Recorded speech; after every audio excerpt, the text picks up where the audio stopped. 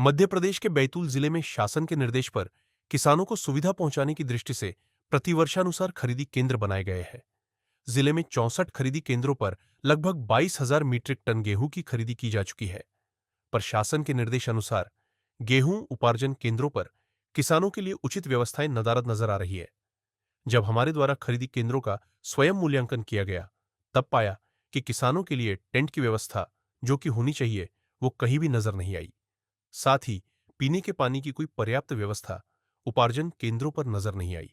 किसान भीषण गर्मी में वेयर हाउस में अपनी कृषि उपज बेचने को मजबूर है। जब हमारे द्वारा खेद्दी सांवलीगर पर प्राथमिक सहकारी समिति खेद्दी द्वारा अमृता वेयर हाउस में चल रही खरीदी में जाकर देखा गया, तो 50 किलो की जगह किसानों से बोरे के वजन के नाम 560 ग्राम लिया जाना चाहिए।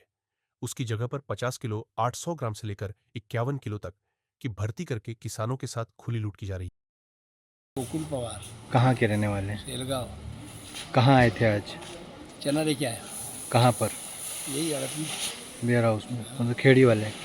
हाँ, तो यहाँ पर क्या व्यवस्था है किसानों के लिए? कोई व्यवस्था नहीं है, कोई व्यवस्था नहीं है। चाय नाश्ता वगैरह जो नहीं। रखना चाहिए यहाँ पर? नहीं एरिया होता। में बैठने के लिए सीलिंग वीलिंग लगी है।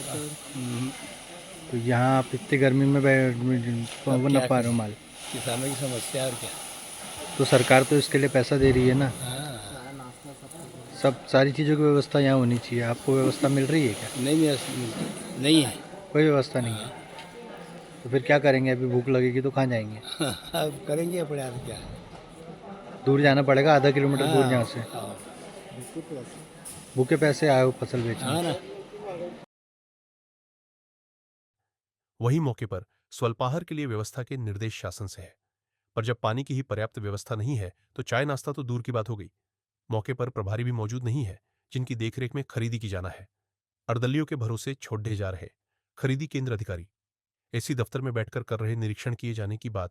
इस मामले को लेकर हमारे द्वारा जब नोडल अधिकारी से चर्चा की गई, तो उनका कहना था सभी केंद्रों पर व्यवस्था की गई है, जहां नहीं है आप नाम बताइए, हम जांच टीम भेजेंगे।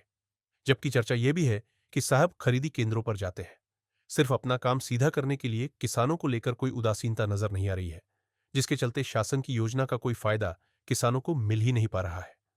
अब देखना यह होगा कि जिले के कलेक्टर इस मामले में संज्ञान लेकर उपार्जन केंद्रों की जांच करवाते हैं, या इसी तरह किसान उपार्जन केंद्रों पर भूखे प्यासे परेशान होते रहेंगे और प्रभारी घर बैठे मौज उड़ाते रहेंगे। अपने बैतूल में रबी विपणन वर्ष 2025-26 के लिए 64 खरीदी केंद्र हमने बनाए थे। 64 खरीदी केंद्रों में से हमने 3,448 किसानों से 22,465 MT गेहूँ की खरीदी हमारे द्वारा आज दिनांक तक की जा चुकी है। गेहूँ के अलावा